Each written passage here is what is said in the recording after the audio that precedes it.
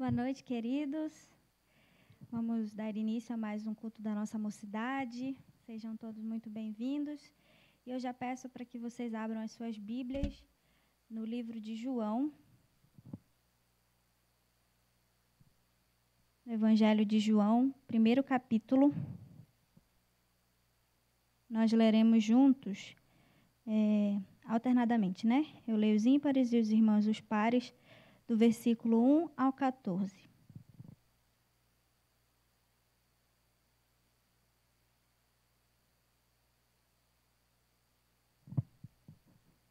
Diz assim a palavra do Senhor. No princípio era o Verbo, e o Verbo estava com Deus, e o Verbo era Deus. Todas as coisas foram feitas por intermédio dele, e sem ele nada do que foi feito se fez.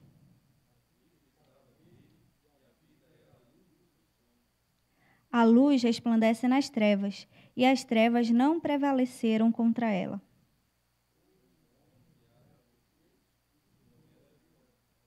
Este veio como testemunha para que testificasse a respeito da luz, a fim de todos virem a crer por intermédio dele.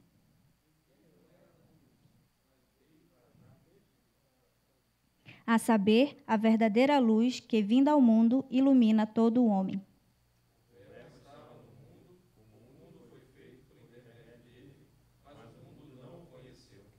Veio para o que era seu, e os seus não o receberam.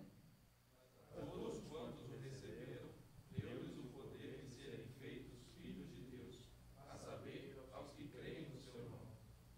Os quais não nasceram do sangue, nem da vontade da carne, nem da vontade do homem, mas de Deus. O Verbo se fez carne e habitou entre nós, cheio de graça e de verdade, e vimos a sua glória, glória como do unigênito do Pai. Amém. As Escrituras afirmam que a palavra se fez carne e viveu entre nós. João, nessa passagem, ele dá e continua dando testemunho de Cristo, né?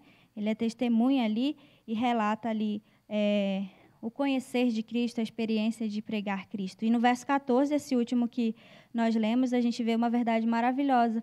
Verdade essa que é fundamental para nós e que nos trouxe graça e verdade, que nos permite conhecer a esse Deus, adorá-lo, e hoje reunidos aqui também, cultuarmos a Ele, adorando com corações gratos ao Senhor, e nesse espírito de gratidão, de conhecendo essa verdade, que privilégio é esse de conhecermos essa verdade, eu convido para que vocês fiquem de pé e a gente cante ao Senhor, louve ao Senhor, a Ele, cantando cânticos a Ele. Vamos louvar ao Senhor? Vamos começar por Ainda que a Figueira. Também é uma verdade da palavra do Senhor, por mais difícil que as situações pareçam, a gente pode ter certeza que o Senhor é a nossa porção, o Senhor é a nossa herança e nós podemos confiar nele.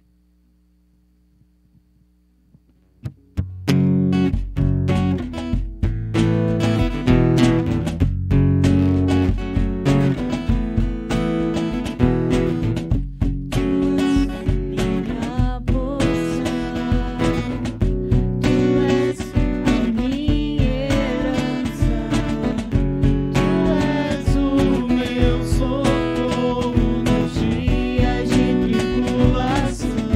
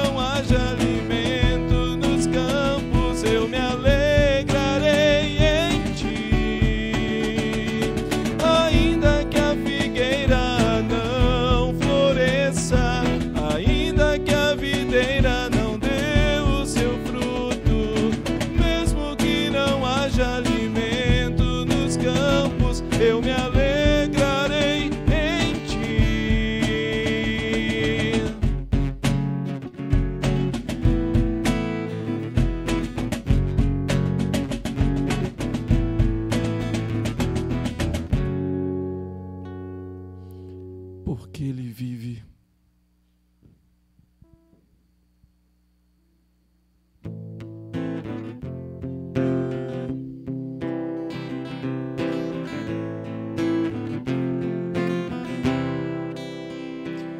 Acredito no Filho, acredito na ressurreição, em seu nome a salvação, pelo poder do seu sangue, em meu túmulo estava, morto em vergonha e dor, quando ouvi o som da sua voz, pelo meu nome ele me chamou. Amém, amém, viverei, viverei, porque ele vive. Amém, amém, que o meu louvor seja eterno ao Senhor, porque ele vive.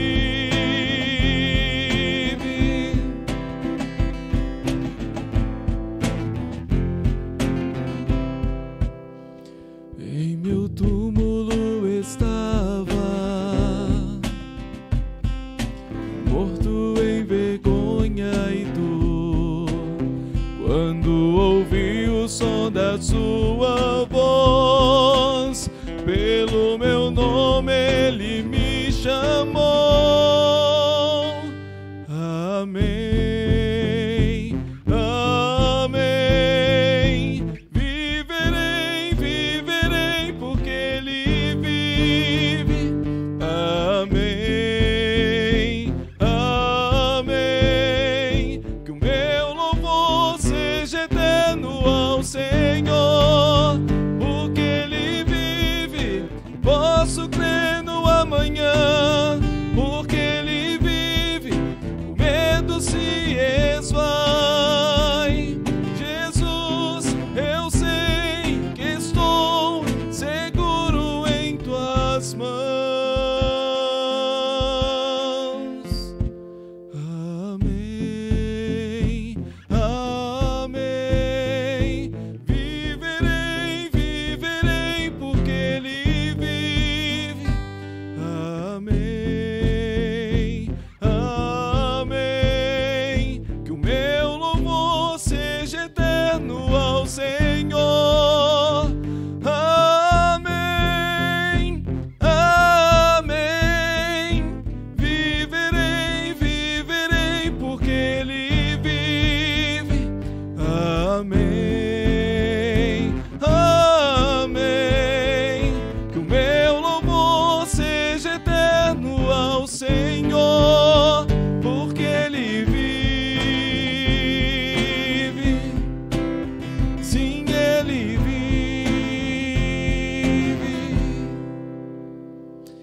Ó Deus bendito, nós adoramos o Senhor na beleza da tua santidade. Nós estamos aqui, ó Deus, reunidos para cultuar a ti, cultuando a ti, porque o Senhor vive, o Senhor Jesus vive. Nós cremos nisso. E se não fosse, ó Deus, que razão teríamos para ler as tuas santas escrituras? Que razão teríamos para orar a ti? É porque nós cremos que o Senhor Jesus vive e reina eternamente. É por causa disso que nós estamos aqui, porque cremos nessa verdade, a verdade do Senhor revelada nas Escrituras. Por isso, Deus, nós pedimos ao Senhor que continue, Deus, falando conosco através da ministração da Tua Santa Palavra. Nos alimente, ó Deus, nos edifique, ó Deus, pelo Teu Santo Espírito, ministrado, Deus, através da Palavra do Senhor aqui neste momento. Seu Deus, com o presbítero Daniel, cuida dele, guarda-o, Deus, e usa-o, Deus, com poder e graça nessa noite. Em nome do Senhor Jesus. Amém. Podem sentar, queridos, e eu já convido aqui o presbítero que nos trará a palavra nessa noite. Que o Senhor te use.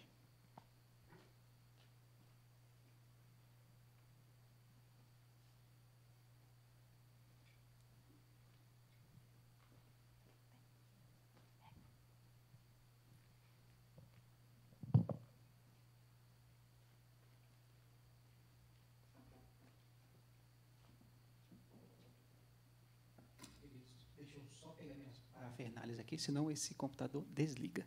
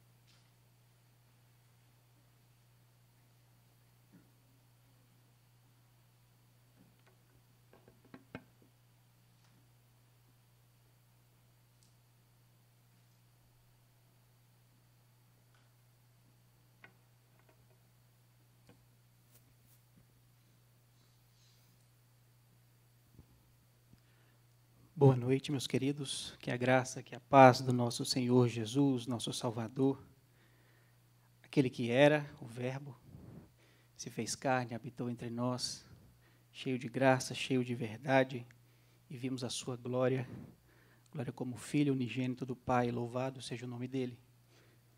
Que o Senhor nos abençoe nessa noite. É um privilégio estar aqui com vocês, podendo falar desse Deus maravilhoso e de uma forma especial nessa carta, uma carta tão peculiar, uma carta de alerta, uma carta de exortação, mas uma carta cheia de amor, regada de amor, que transpira amor por toda parte. Eu esqueci minha Bíblia, mas Deus é bom, e eu fui ali e peguei a Bíblia do Hoster. Então, a pregação, eu espero que seja melhor ainda. Queridos, vamos orar. Antes de nós iniciarmos, eu queria que vocês, antes de nós orarmos, abrissem a sua Bíblia. Então, nessa primeira epístola do apóstolo João,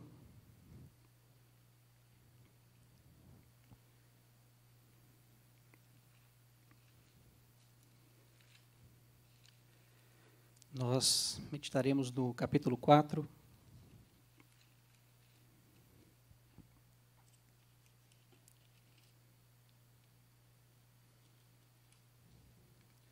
dos versos de 1 a 6.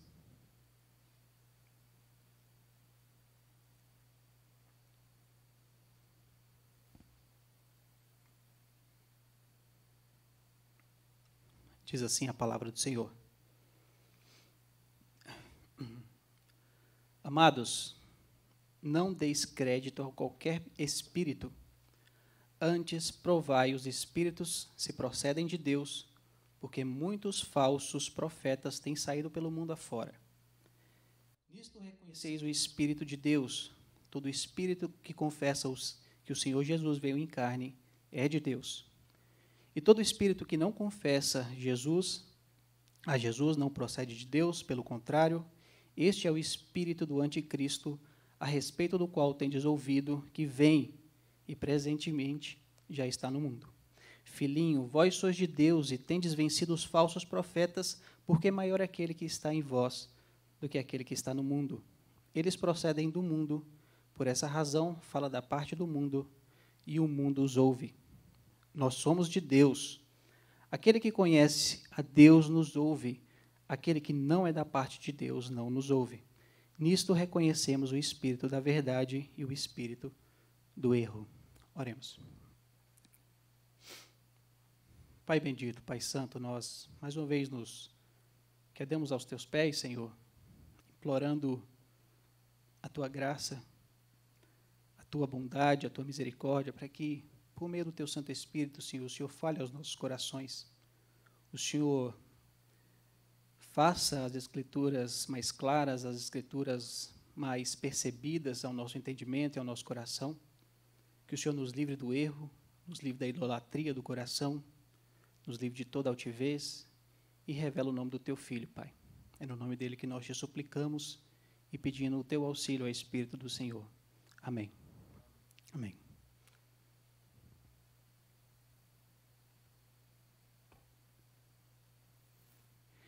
Queridos, estamos então diante dessa carta maravilhosa. Muita coisa aqui já foi dita e nós chegamos a esse capítulo 4. Eu queria contar uma ilustração, uma história para vocês, bem conhecida. O ano era o ano de 1912, para ser exato, o dia 10 de abril daquele ano. Estava então ancorado ali no Southampton, os que dominam o inglês me perdoem, a maior cidade portuária, então, do Reino Unido. Estava lá ele, aquele navio imponente, o navio que era para ser o maior e o mais luxuoso de sua época. Estou falando dele, o Titã, conhecido como Titanic. A palavra Titã vem, então, fazendo alusão à mitologia grega. Então, o Titanic partiu na sua primeira e única viagem, com aproximadamente 2.500 pessoas a bordo em rumo a Nova York. Aquela que era para ser a viagem mais empolgante, esplendorosa, cheia de glamour, cheia de vários tipos de prazeres, uma viagem que ficou marcada, que ficaria marcada, se tornou, na verdade, uma viagem marcada pelo terror e pela morte. E a história trágica do Titanic, do seu naufrágio, todos conhecem. Se você não conhece, Titanic bateu em um iceberg e afundou. Queridos, icebergs são perigosos. Icebergs são montanhas marítimas de ponta cabeça e elas revelam medo das embarcações, então, que passam por perto dele. Elas são verdadeiras montanhas, os icebergs, são verdadeiras montanhas que estão ali pronto para afundar navios. Eles são colossais, eles são gigantes, eles são uma pedra no sapato para as grandes embarcações. É plenamente sabido, queridos, que o RMS Titanic, como era conhecido, desconsiderou, ao menos, parte dos avisos de que havia iceberg à vista, de que havia iceberg por perto. Ao menos 6 mensagens de alertas foram enviadas pelos navios que estavam ali próximos ao Titanic. Então, há relatos que os encarregados da comunicação ali, que recebiam as comunicações e enviavam as comunicações dentro daquele navio, não levaram em conta ou não souberam passar essas informações precisamente a quem de direito, no caso ali o capitão do navio. Havia na parte mais elevada ali daquele navio gigantesco, colossal, uma parte em que vigias ficavam. É chamado ele o Ninho da Gávea.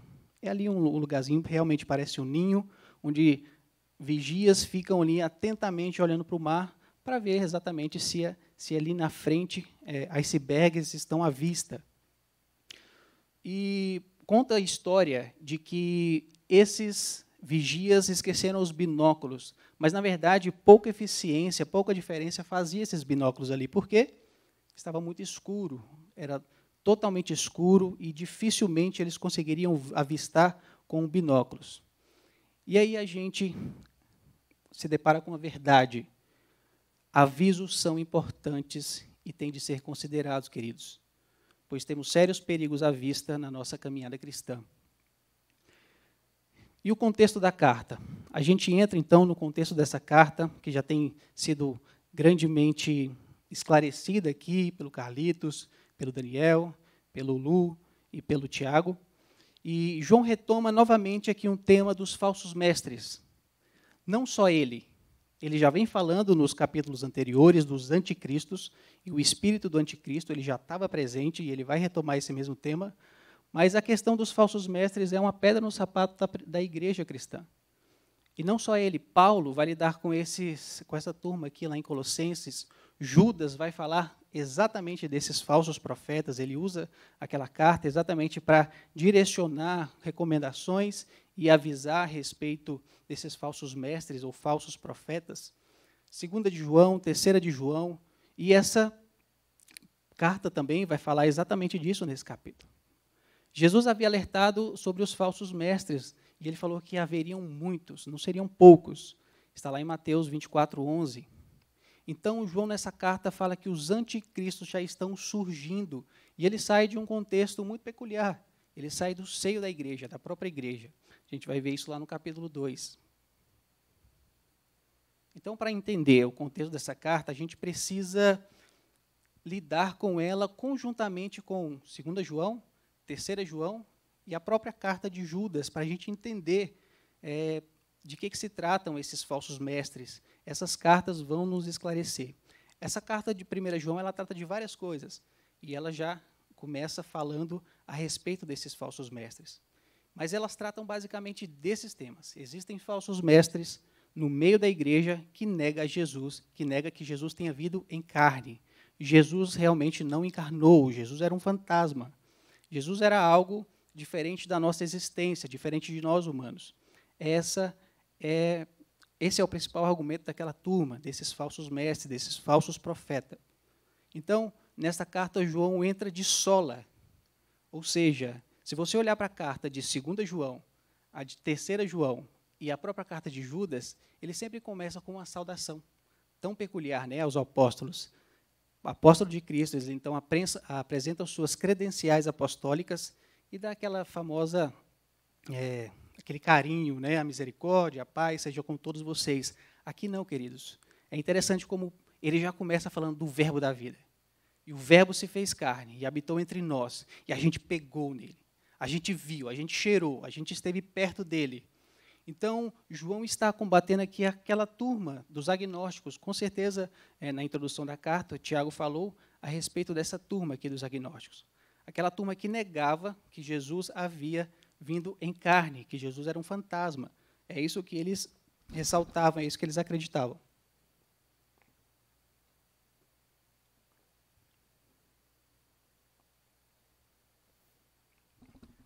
E falsas interpretações e falsos entendimentos e cristologias erradas traz problemas para o seio da igreja, porque isso desencadeia práticas pecaminosas, queridos. Sempre desembocará em práticas pecaminosas que desagradam a Deus. O que eles diziam? Que o espírito é bom e a carne não serve de nada. Então a gente vem para esse mundo, a gente tem um corpo, a gente tem um espírito. Então a gente deixa a carne fazer o que ela quiser e o espírito então não será abalado, mesmo porque a carne não serve para nada, o espírito tem que ser conservado. Claro, isso era uma forma, um jeitinho de praticar todo tipo de libertinagem que eles queriam. Esse era o argumento deles. Então eles são chamados lá na carta de Judas de libertinos. Eles transformaram a graça de Deus em libertinagem e achavam que poderia viver a vida de qualquer forma, pecando. Só que a gente vê nessa carta de João, essa primeira carta, ele deixa bem claro, Deus é luz, e não há nele trevas nenhuma. Deus é santo, Deus não compactua com o pecado, não há rusga. Mas e como fica nós, então, Daniel, que pecamos ainda, mesmo, ele fala, o sangue de Jesus purifica vocês. Fiquem tranquilos, se alguém porventura pecar, o sangue de Jesus purifica vocês. Mas esses caras aqui não. Eles estavam falando que o pecado é algo aceitável no seio da igreja. Então, é essa turma aqui que João vai combater. E nesse capítulo específico a gente vai ver como a gente pode identificá-los e como se trata isso. E aqui então a gente chega a esse capítulo que falará desses falsos profetas e como saber identificar um. João já vem dando um caminho seguro para a gente tratar desses falsos profetas e para a gente identificar e para a gente testá-los, se essa pessoa, de fato, é de Cristo, ela provém de Deus ou não. E ele nos dá um testezinho que ele vem apresentando no escopo da carta. Vira e mexe, ele vai retornar o mesmo teste, vai alertar a gente para esse teste. O primeiro teste é o teste da santidade. Vocês reconhecerão aqueles que provêm de Cristo, que provêm de Deus, que são nascidos e filhos de Deus, que ele vai falar dos filhos de Deus, que eles são santos, eles andam em santidades, eles não andam como esses libertinos aqui. O segundo teste que João nos dá, para que a gente identificá-los, é o teste ao amor aos irmãos. Esses amam os irmãos. Ele fala, quem possui recursos deste mundo e vê o seu irmão passar por necessidades e não não serve, não ajuda, esse não provém de Deus. O Espírito de Deus não pode estar nele. E o segundo teste, que esse é o teste angular, que esse é o teste principal, é a respeito da pessoa de Cristo. O entendimento deles a respeito de Jesus Cristo. Quem é Jesus para eles? Isso não se aplica só aos falsos mestres, queridos. Isso se aplica à nossa vida também. A gente olha para a nossa vida, a gente vê se a gente está andando em santidade. Há um desenho claro na nossa vida, estampado, de que estamos andando em santidade, crescendo em santidade, amor aos nossos irmãos, e temos a imagem mais elevada a respeito de Jesus Cristo. Quem você entende que é Jesus Cristo? Quem é Jesus Cristo para você? O que essa pessoa fez? O que essa pessoa faz? O que ele conquistou para você? Então, uma melhor compreensão dessa passagem aqui específica que nós acabamos de ler é a relação íntima entre o Filho de Deus, com o Espírito Santo. João vai falar da unção que nós temos no Espírito Santo, lá no capítulo 2, lá no verso 20 e no verso 27 também desse mesmo capítulo. Ele vai falar que nós temos a unção do Espírito Santo. E antes de começarmos esse capítulo, o apóstolo João vai nos dar uma informação de suma importância para nós entendermos esse capítulo aqui.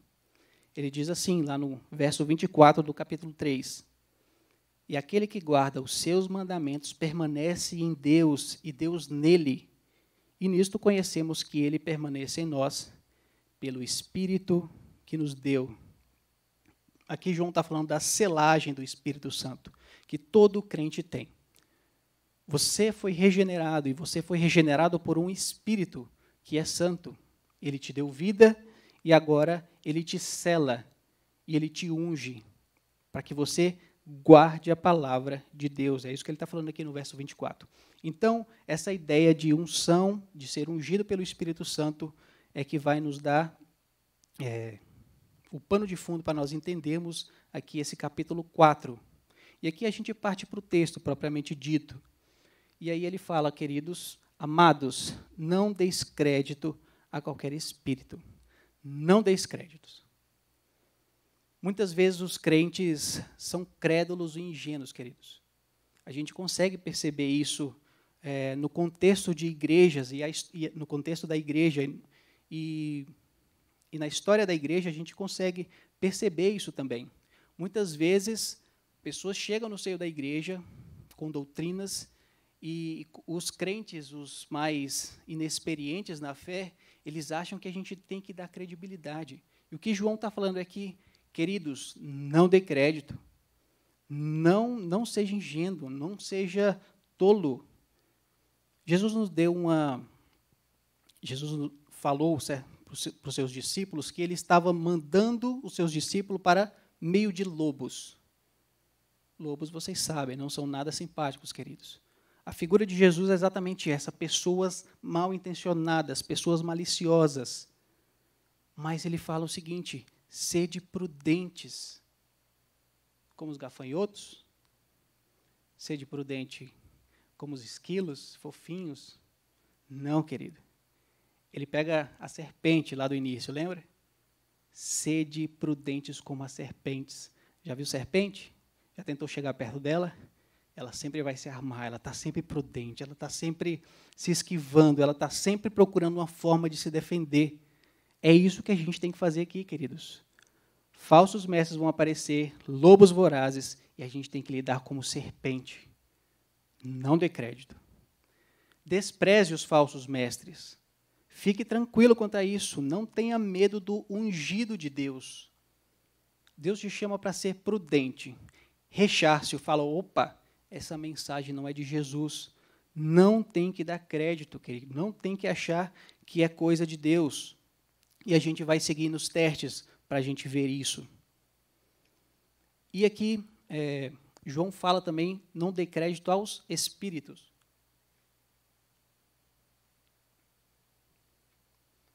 Espíritos aqui não são espíritos malignos. Muitas vezes esse texto é usado para a ideia de batalha espiritual.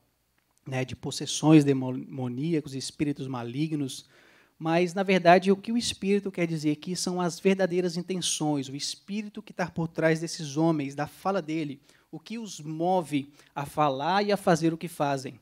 É isso, vocês têm que desprezar esse tipo de espírito, esse espírito de lobo. Vocês têm que rechaçá-lo, você tem que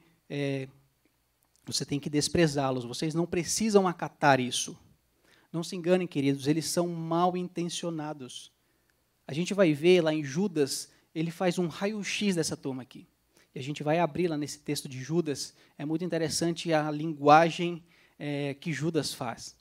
É a mesma linguagem que você e eu estamos autorizados a usar com prudência para falar, não, você não é profeta de Deus. Veja, é uma linguagem sadia, diferentemente, por exemplo, de Lutero. Lutero era aquele boi bravo, ele usava impropérios contra os seus adversários e usava palavras muito feias, muitas vezes, né? Mas a gente vê o contexto, mas não deixava de ser pecado. Mas aqui é o próprio Judas, inspirado por Deus, discípulo de Jesus Cristo, caminhou com Jesus Cristo e ele está escrevendo para a igreja de Deus, a amada de Deus. Vamos lá em Judas, a gente vai ver alguns textos. Uma carta pequena, a gente vai ler do verso 3 ao verso 4, depois a gente vai seguir no verso 8, de 12 a 13. Mas eu queria começar só com uma coisa aqui, com o prefácio dessa saudação de Judas. Diz assim, Judas, servo de Jesus Cristo, irmão de Tiago. Veja o espírito que move um verdadeiro servo do Senhor, um verdadeiro profeta do Senhor. Judas, servo de Jesus Cristo, irmão de Tiago. Judas, esse Judas aqui, todos são unânimes quanto a isso, ele era o irmão de Jesus. Ele chega assim de sola, olha, quem está falando aqui é o irmão de Jesus. Vocês têm que me escutar. Não, queridos. Ele fala servo de Jesus Cristo e irmão de Tiago, aquele que era discípulo também. Esse é o espírito de um verdadeiro profeta, querido. Humildade plena. Ele poderia, nas credenciais, falar, opa, estive com Jesus, mas não só isso, era irmão de Jesus. Servo de Jesus, irmão de Tiago. Indigno de falar, eu era irmão de Jesus. Eu era irmão de Jesus. Então, esse espírito que vai conduzir essa carta, e veja o que esse servo do Senhor vai falar aqui, no verso 3. Amados, quando empregava toda a diligência em escrever-vos acerca da nossa comum salvação, foi que me senti obrigado a corresponder-me convosco, exortando-vos a batalhar diligentemente pela fé, que uma vez por todas foi entregue aos santos. O que ele está falando aqui? Ele está falando o seguinte, queridos, eu ia escrever coisas amáveis a respeito de Jesus Cristo para vocês, mas quando eu me senti obrigado a falar desses trapos velhos que estão no meio de vocês, desses falsos profetas, imagine alguém querendo escrever para a igreja amada, consolá-la a respeito da fé comum, a respeito da pessoa de Jesus, mas algo incomodava, ele deixa então a tinta preta e azul e agora ele vai escrever de vermelho. Opa, tem algo importante que eu tenho para falar para vocês aqui, queridos. Pois certos indivíduos se introduziram com dissimulação. Eles são dissimulados, eles são mal intencionados. Então Judas vai fazer um raio-x do coração desses homens que João vai falar na sua carta, sobre os falsos profetas, os quais, desde muito, foram antecipadamente pronunciados para esta condenação. Homens o quê? Ímpios, que transformam em libertinagem a graça de nosso Deus. Então eles acham que foram salvos e agora eles podem viver da maneira que querem. Judas vai falar para eles, não, eles são ímpios e vivem como os ímpios. Eles são do mundo, não são dos nossos. E negam o nosso único e soberano Senhor, Jesus Cristo. Então, duas coisas pesam contra esses falsos profetas. Primeiro, que eles vivem de forma libertina, eles são ímpios, eles não estão nem aí para a santidade. Então, reprovado no primeiro teste. Não são santos, não querem saber de santidade. E segundo, eles não querem saber da pessoa de Jesus. Eles não confessam o soberano Senhor Jesus. Terceiro teste. E depois a gente vai ver que amar os irmãos é a última coisa que eles querem fazer.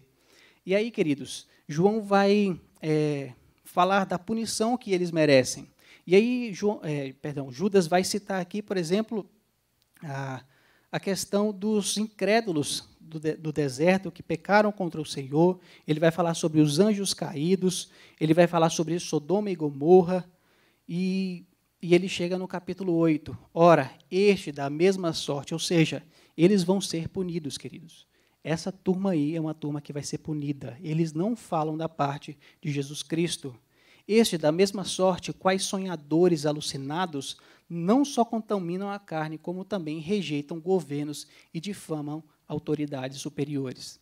Não está falando do imperador aqui, deles rejeitarem as autoridades. Ele está falando dos próprios apóstolos. Essa galera aqui, esses agnósticos, esses falsos mestres, eles reprovavam os próprios apóstolos, falando: nós somos melhores que vocês, rapaz, nós temos uma iluminação especial. Nós temos um conhecimento especial a respeito de Jesus que vocês não têm. Então, eles desprezavam os próprios apóstolos. Olha que loucura. E aí a gente vai lá para o verso 12. Estes homens são como rochas submersas. Lembra o quê? Titanic. Lembra o quê? Icebergs. Verdadeiros icebergs, queridos. Rochas submersas que afundam navios e igrejas. Eles põem fim a toda a carreira da igreja, queridos. Eles estão ali para ser pedra de tropeço para a igreja. E eles estão no meio da igreja. E eles sempre vão existir. Eles sempre vão estar ali na espreita, queridos, para danificar o casco e afundar, ainda que seja lentamente. Em vossas festas de fraternidade, banqueteando-se juntos sem qualquer recato, pastores que a si mesmos se apacentam, nuvens sem águas impelidas pelos ventos, árvores em plena estação dos frutos, destes desprovidas, duplamente mortas, desarraigadas, ondas bravias do mar que espumam as suas próprias sujidades, estrelas errantes para as quais tem sido guardada a negridão das trevas para sempre. Então, esse é o raio-x dessa galera aqui, queridos. Essa galera barra pesada. Essa galera ama o mundo, essa galera não quer saber de Jesus, eles querem viver dissolutamente. E Judas vai falar que eles vivem em orgias. Ele estava trazendo isso para dentro da igreja. Queridos, uma má compreensão a respeito das doutrinas cristãs sempre vai desembocar em libertinagem e pecado. Lembrem-se disso sempre. Quando você desvia-se da doutrina, você dá um passo além e você vai se distanciando. Você vai deixando a igreja e você mesmo aos seus próprios delitos e pecados. E a efusão do coração é sempre pecar mais e andar distante de Deus. E aí você precisa se justificar. E o que você cria? Novas teologias, novas cristologias. Sempre foi assim e sempre vai ser assim. A gente vai ver isso mais para frente um pouquinho também.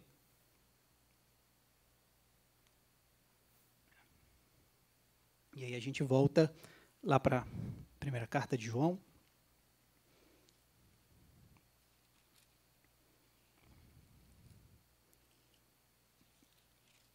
E aí ele prossegue.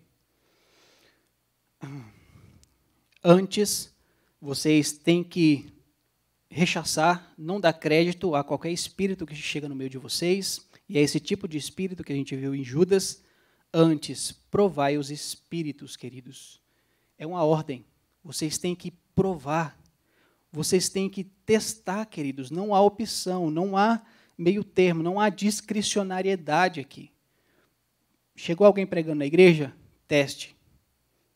Teste se ele fala da parte de Deus. Teste se ele fala de Jesus Cristo.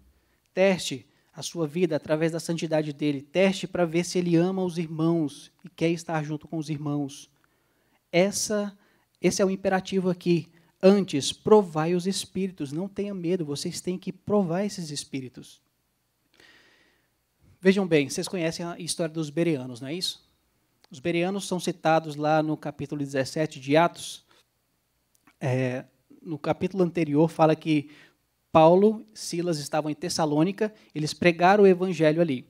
Depois eles foram para Bereia. Chegando em Bereia, eles pregaram. Só que a turma que estava ali, queridos, era a turma fera. Era a turma barra pesada. Eles provaram, queridos. Eles provaram quem? Provaram Paulo. o teólogo das Escrituras, aquele que escreveu a carta aos Romanos, aquele que falou da sublimidade do Evangelho. Aquela galera olhava para Paulo, vamos lá, Paulo, fala aí. E eles olhavam na Bíblia, opa, tá certo, Paulo, isso aqui está indo, hein? Está indo. Mas não só Paulo, galera. Eles estavam falando ali também de Silas. Eles estavam provando Silas, e eles estavam provando o jovem teólogo Timóteo. Vejam bem, provai, seja quem for. Eu estou fazendo isso aqui agora, o Carlitos vai fazer futuramente, todos os pregadores que sobem nesse púlpito vão fazê-lo, e vocês têm que testar os espíritos para saber se falam da parte de Deus. E a gente vai ver do que esses profetas sinceros e verdadeiros profetas falam. Então, a gente tem que provar os espíritos, e se eles procedem de Deus, é isso que ele está falando também, quando eles seguem. Se eles procedem de Deus. Essa afirmação tem um sentido positivo, primeiramente. Nós que somos regenerados e temos o Santo Espírito do Senhor, nós vimos que temos esse Santo Espírito, somos ungidos por Ele, nós conhecemos a verdade. A verdade é própria da gente, do cristão. A gente funciona como um diapasão, então, tudo que fala que é verdade, opa, isso aí é verdade. É como um alerta, opa, isso é verdade, é verde. É verde. Então, num sentido positivo, a gente tem que testar se procedem de Deus. Por quê? Nós temos o próprio Deus no interior da gente. É Ele quem vive em nós, habita em nós. O Espírito da verdade está conosco, está em nós. Eu ilustro isso falando o seguinte. Não sei de quantos vocês sabem, minha esposa é gêmea. Né? A Annelise é minha esposa, a Larissa é sua irmã. Quando Larissa vem na minha frente, vem na minha direção, eu reconheço logo Larissa. Mas não pelas qualidades de Larissa, queridos, mas pelas qualidades de Annelise, minha esposa. Então, logo quando Larissa aparece, já vem na minha mente, opa, o cabelo está diferente, porque da Annelise é assim. O rosto está diferente, os olhos são diferentes, o aroma é diferente que está chegando, o andado é diferente, o sorriso é diferente para mim. Então, eu reconheço a Larissa não pelo que a Larissa é, mas pelo que a Annelisa é. Então, eu reconheço de uma forma positiva. Eu reconheço se procede de Deus, porque eu tenho a verdade. E isso é o meu diapasão. Isso é o meu diapasão, porque eu tenho o Espírito do Senhor. E aí a gente prossegue para o verso 2, queridos. Nisso conhecereis o Espírito de Deus. E aqui chegamos ao centro do texto, queridos.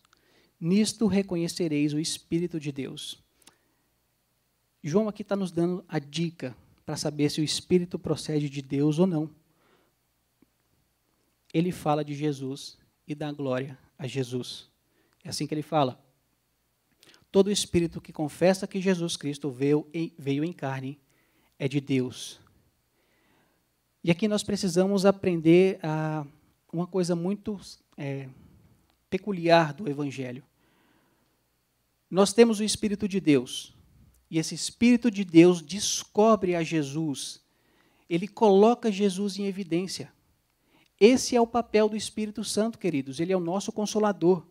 Mas na obra de salvação, o Espírito de Deus vem revelar Jesus, ele vem descobrir, ele vem colocar em evidência e dar toda a glória ao Senhor Jesus. Eu queria que vocês abrissem comigo num texto lá em João, o Evangelho de João. Vocês que têm Bíblia podem abrir comigo. João 16.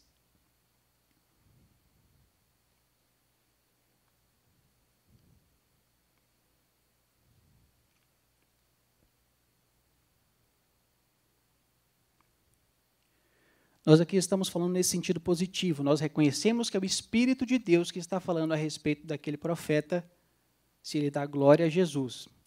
E João 16, 13 fala bem assim. Quando vier, porém, aqui é o próprio Jesus falando, quando vier, porém, o Espírito da verdade, ou seja, o Espírito Santo, ele vos guiará a toda a verdade. Que verdade é essa, Jesus? Porque não falará de si mesmo. O Espírito Santo não vai conduzir vocês, não vai me conduzir e falar, opa, eu sou o cara da Trindade. Não, não é isso que ele vai falar. Ele não vai falar de si mesmo, mas ele vai dizer tudo o que tiver ouvido de Jesus Cristo e vai anunciar para a gente, queridos. ele vai glorificar o nome do Senhor Jesus e todas as coisas que irão de vir, é isso que ele vai nos anunciar. E não pensa que o Espírito de Deus é diminuído por conta disso. Não, na economia divina, a Trindade, naquele pacto que eles fizeram na eternidade, eles decidiram que seria desse jeito. O Pai elaboraria esse plano, enviaria então o seu filho morreria, ressurgiria e voltaria para o Pai. Então o Filho enviaria o Consolador para falar as verdades do próprio Senhor Jesus. É isso que as Escrituras falam a respeito do Espírito Santo. E isso não é coisa de som menor, não é coisa de pequena monta, querido. Sem o Espírito Santo não há obra de redenção. Jesus poderia ter morrido, ressuscitado. Sem o Espírito Santo não teria ressuscitado, primeiramente. E se ele fosse para o Pai e não enviasse o Consolador, não teria evangelho aplicado ao nosso coração. Essas verdades não seriam ainda um mistério. Nós só a entendemos porque o Espírito Santo nos capacita a entender isso. Então, não tentemos diminuir o Espírito Santo. Ele é a obra fundamental também nessa obra de redenção, queridos. Ele me glorificará, é que lá o texto de João que nós estamos lendo fala no 14, ele me glorificará, porque há de receber do que é meu e vou-lo-á de anunciar. Essa é a obra do Espírito Santo, querido. Então, nós reconhecemos o Espírito do Senhor falando através daquele profeta, ele vai glorificar a Jesus. Ele vai falar de Jesus, ele vai falar da pessoa de Jesus e vai falar não de qualquer forma. Ele vai falar de forma bíblica quem Jesus é, segundo as Escrituras. Então, esse é o grande teste. Ele é o Evangelho, querido. Jesus é o próprio Evangelho. O Evangelho, queridos, não é uma teoria, não são verdades apenas a respeito de determinadas coisas. O Evangelho é uma personificação, é uma pessoa. É o próprio Jesus Cristo. Quando falarmos de Evangelho, não pense nas doutrinas, pensa na pessoa que é apresentada nas doutrinas. A pessoa de Jesus Cristo é o próprio Evangelho, é o fundamento de tudo, queridos. Salvação e redenção estão na pessoa dele, é ele, por meio dele, para ele, o tempo todo. Eu queria que vocês abrissem comigo outro texto.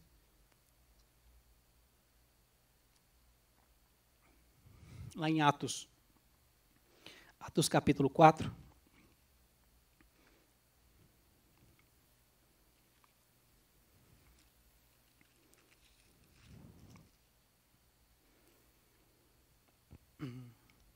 Aqui fala da prisão de Pedro e de João. E no verso 8 fala bem assim, lembrando aqui o contexto, eles tinham curado um coxo e o povo do Sinédrio, os religiosos daquela época, estavam furiosos por isso. Então chama esse povo, prende esse povo e traz, para eles trazerem esclarecimento. E olha o que esses homens fazem, olha o que esses homens falam, lá no verso 8. Então Pedro, cheio de quem? Do Espírito Santo, lhe disse, autoridades do povo e anciãos. E aí a gente pula lá para o 11, a gente vai ler o 11 e o 12. Queridos, eles não ficam especulando, eles não ficam falando de outra coisa. Eles já entram de sola, queridos. É uma marca, uma característica desses apóstolos. Eles não ficam falando de teorias, de filosofia. Eles já entram de sola e falam logo de Jesus. Eles não ficam enrolando. Sabe por quê? Porque eles vão no centro do negócio. O centro do Evangelho, a pessoa de Jesus. E olha o que eles falam. Eles já pregam a Jesus logo. Este Jesus é pedra rejeitada por vós, os construtores, a qual se tornou a pedra angular. Jesus, então, queridos, é essa pedra angular. Todo o fundamento do cristianismo, todo o Evangelho está calcado nele, está firmado nele. Ele é a âncora. Ele é essa pedra que dá sustentação a tudo. É Jesus Cristo. E não há salvação em nenhum outro, porque embaixo do céu não existe nenhum outro nome dado entre os homens pelo qual importa que sejamos salvos. Então, eles não ficam enrolando, eles falam da pessoa de Jesus. Queridos, então, se um dia desse púlpito aqui chegar alguém que não fale de Jesus, que fale mais ou menos de Jesus, dê glória a si mesmo, ou glória a alguns homens, queridos, tire-os daqui, arranque-os daqui. Vocês, mais cedo ou mais tarde, vão se deparar com eles. Eles vão aparecer, queridos. em algumas igrejas parece que é mais forte, eles conseguem dominar, mas eles vão estar ali. Eles são como icebergs, o tempo todo, plantados, e eles saem do nosso meio. Eles estão, é o que Jesus fala, existe joio e existe trigo. Ele vai estar ali, ele é joio, queridos. Ele vai estar ali, no meio da plantação, sufocando, tirando os nutrientes do trigo. É sempre assim. E outra, essas doutrinas, elas sempre se metamorfose, elas sempre causam metamorfose com o tempo. A história da igreja tem demonstrado isso, mas existem dois pilares que eles sempre atacam. Essa galera aqui, os falsos mestres, sempre vão minar essas duas coisas da fé cristã. Por isso é fácil de discernir. E essas duas coisas são, primeiro, a pessoa de Cristo. Sempre começa com a pessoa de Cristo. Sempre diminui ou coloca uma prerrogativa que Jesus não falou que era dele. Então, sempre olhem o que essa teologia, o que esse ensino está falando sobre Cristo. Qual a sua cristologia? O que Cristo é para você? E você vai abrir as Escrituras e falar, opa, esse Cristo aí é muito pequeno. Ele não é Deus totalmente. Ele é Deus parcialmente, então para mim não serve. Não há salvação de um Cristo parcial. Só há salvação de um Cristo Deus. Mas só há salvação também de um Cristo totalmente homem que veio em carne, encarnado. Então, primeira mina, eles tentam minar a pessoa de Cristo. E outra, eles sempre desacreditam a palavra de Deus. A palavra de Deus é sempre deixada de lado, e sempre há a manifestação de sonhos, de profecias, de algo superior ou alguma iluminação especial que eles recebem. Então, essas duas pedras fundamentais são sempre atacadas, foi atacada lá nos primeiros séculos, no decorrer da história, e hoje também é atacada, querido. Nos primeiros séculos foram os agnósticos, até o século III, início do século III, essa questão não estava resolvida.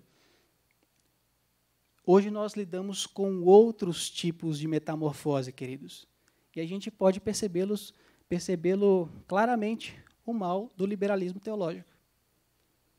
Não sobra nada. No liberalismo teológico, queridos, não sobra nada a respeito da pessoa de Jesus e a respeito da Bíblia. O que sobra de Jesus é uma mistura de Che Guevara com Sócrates. É isso que sobra. A humanidade perfeita de Cristo e o seu senhorio e o Deus pleno em Jesus Cristo não acontece no liberalismo teológico. E essa praga tem infiltrado-se nas igrejas. E ela pode chegar aqui, queridos. É um sussurrar, é um comecinho, é uma pequena fala. Será que não é verdade? Assim como a serpente. E aí esse negócio vai adentrando a igreja.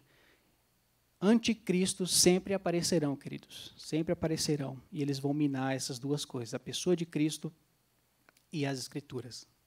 E aí a gente vai para o verso 3. O anticristo não confessa a Cristo. Esse é o aspecto negativo da afirmação. Porque eles não conhecem a verdade de Deus. Eles não podem falar da verdade de Deus, pois eles procedem do mundo. E o Espírito do Senhor não está nele. Por isso que eles falam de coisas que não conhecem. E aí a gente vai para o verso 4. Deixa eu voltar aqui para o meu texto.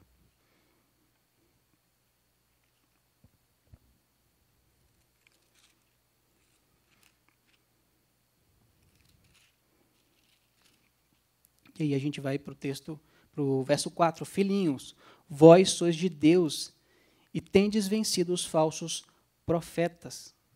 Nós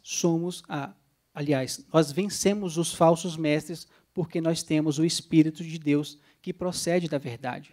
O que nos dá discernimento é esse Espírito.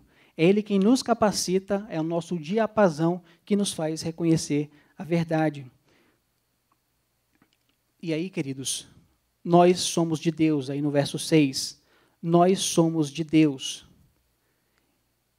Aqui o apóstolo está falando nós, não está falando do povo da igreja, ele está falando nós que somos profetas verdadeiros, nós que somos os apóstolos, nós viemos de Deus, nós somos de Deus.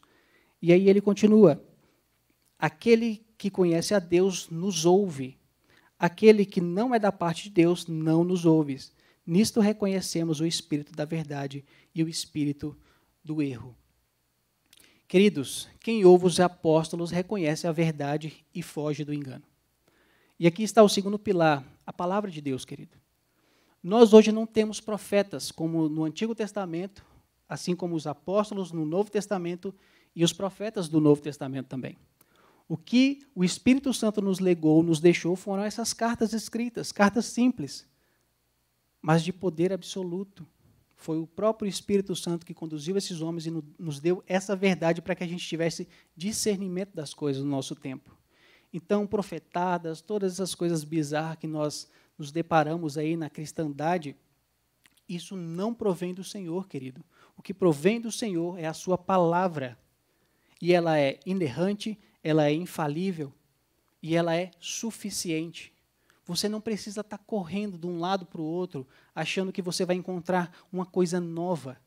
Não, querido. Fuja do engano. O que Deus te deixou, o que Deus te legou como herança foi uma palavra escrita todinha para você se deleitar e saber qual é a vontade do Senhor. Você não precisa estar correndo atrás de outras cristologias, isso não é necessário. É isso que o apóstolo está falando. Nós somos de Deus e vocês têm que nos ouvir. E quem nos ouve procede de Deus. Quem não nos ouve, comete engano e erro e fica nesse engano. Então, queridos, a igreja de Cristo está edificada sobre a doutrina dos apóstolos. Então, os apóstolos foram quem deixaram esse alicerce, essa coluna, e a igreja foi construída em cima deles. É isso que Efésios 2:20 vai falar. A igreja está posta sobre essa estrutura, que é Jesus Cristo, a pedra angular, e sobre qual os apóstolos colocaram a sua estrutura, os fundamentos. Os fundamentos dos apóstolos estão dados nas Escrituras. A gente não precisa mais de nova revelação. Então, a gente não tem mais profetas do Antigo Testamento e do Novo Testamento, e a gente acredita, pelas Escrituras, que esses dons cessaram, esses dons de profecias. A profecia que nós temos é aquilo que Deus nos deixou em sua palavra. Nós temos, então, essa Bíblia inspirada pela própria verdade, que é o Espírito Santo. E aqui eu passo já para a aplicação.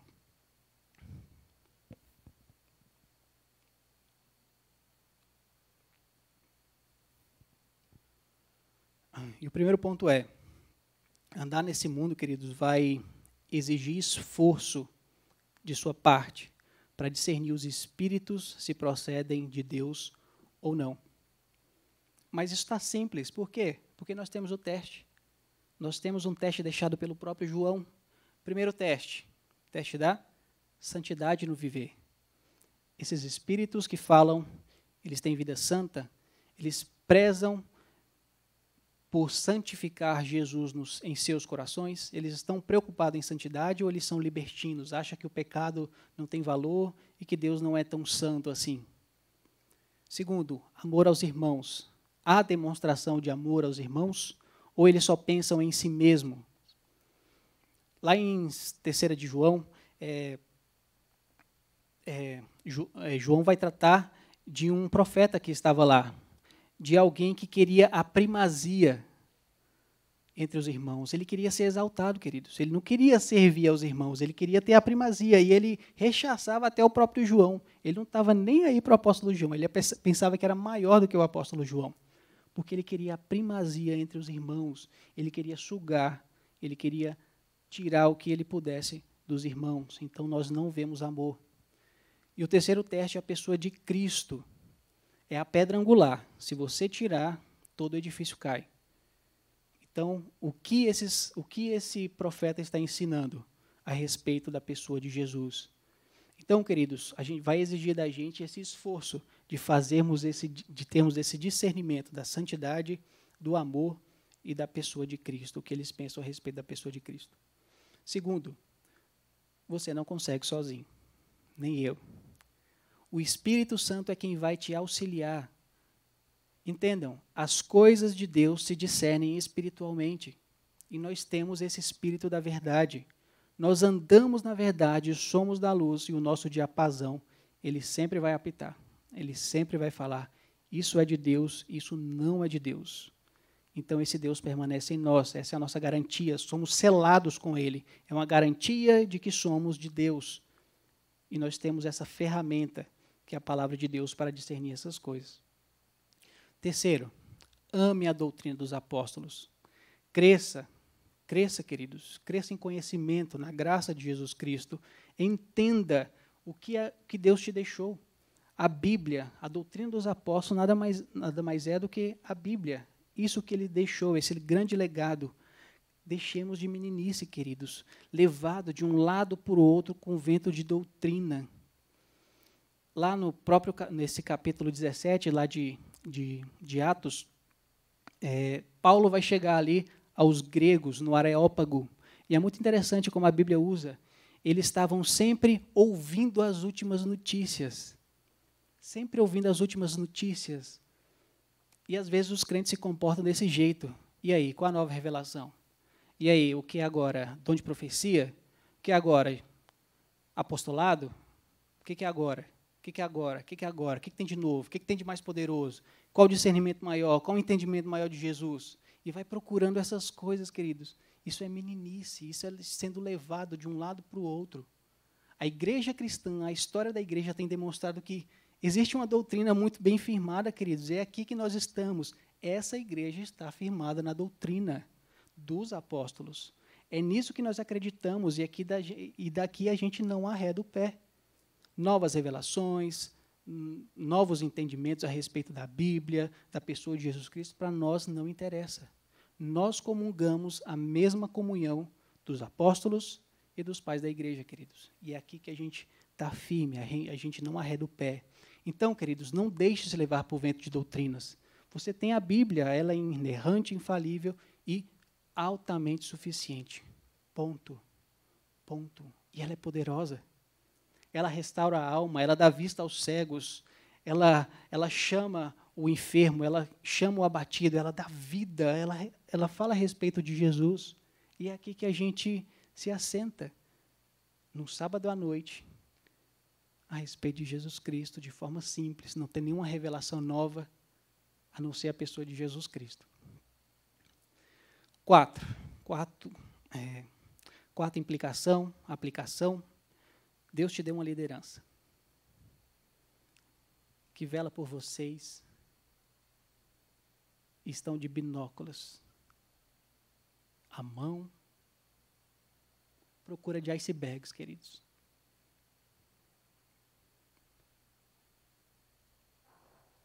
Deus constituiu apóstolos, mas Deus constituiu também presbíteros para continuar esse trabalho de pastoreio da igreja de Deus. Nessa igreja aqui tem presbíteros, especificamente presbíteros, que zelam pela doutrina, não que os membros ou os diáconos não o façam, mas essa nossa atividade precípua, é para isso que nós fomos chamados, primordialmente. Existe a administração da igreja, está envolvido em pastoreio, mas a gente está com binóculos grandão, queridos, vendo em cada banco o que está acontecendo. Se algo surge novo, o diapasão toca. Mas eu vou te falar, a gente não consegue sozinho. E a gente precisa de vocês, oração. A gente precisa que os joelhos de vocês estejam sempre voltados em oração para conosco. Nós precisamos da iluminação do Santo Espírito para que a nossa igreja permaneça firme nas doutrinas dos apóstolos, honrando o nome de Jesus, glorificando esse Deus maravilhoso. Não existe outro Deus a não ser Jesus Cristo. Essa é a frase de Lutero. Então, queridos, ore por nós, liderança, ore por nós, presbíteros, nós precisamos. E o nosso binóculos é diferente. O nosso binóculos não é como daqueles guardas que ficavam num ninho lá. O nosso binóculos, ele tem visão expandida e ele tem um grande holofote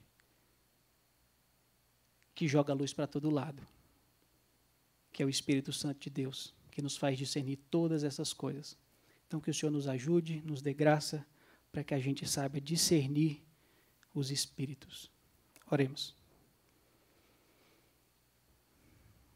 Pai de amor, Pai bendito, nós te louvamos, te engrandecemos, Senhor, porque o Senhor é bom, porque a tua misericórdia dura para sempre. Muito obrigado, Senhor, por esses teus filhos do passado que se entregaram por Jesus, assim como Jesus se entregou por eles. Uns tropeçaram, é fato, mas o sangue de Jesus os resgatou. Te louvamos pela vida do apóstolo João, de Judas, e de todos esses homens que permaneceram fiéis às tuas santas escrituras, à tua santa palavra e à pessoa de Jesus Cristo. Muito obrigado pelo teu Santo Espírito, Senhor, que habita em nós, que fala através dessas escrituras, que nos corrige do erro, nos endireita o caminho, que dá vista a cegos, Senhor. Muito obrigado porque o Senhor capacitou a tua santa igreja com esse selo bendito do teu Santo Espírito, com essa verdade que habita em nós. Nos ajude, Senhor, como liderança, a estarmos sempre atentos, Deus. E se em algum momento falharmos, Senhor, que o Senhor tenha misericórdia e nos faça voltar aos teus caminhos. Abençoe o teu povo, que essa palavra cale firme e cale fundo ao coração de cada um dos meus irmãos aqui. Em nome de Cristo Jesus, que veio em carne, o verbo da vida. Amém, Senhor.